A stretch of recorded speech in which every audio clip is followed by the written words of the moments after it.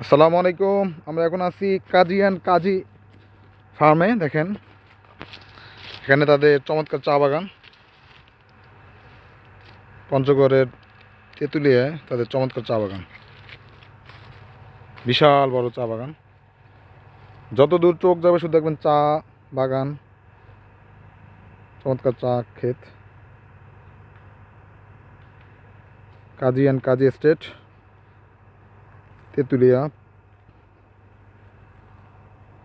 বাংলাদেশের একমাত্র সমতলের চা বাগান হলো পঞ্চগড়ের তেঁতুলিয়া।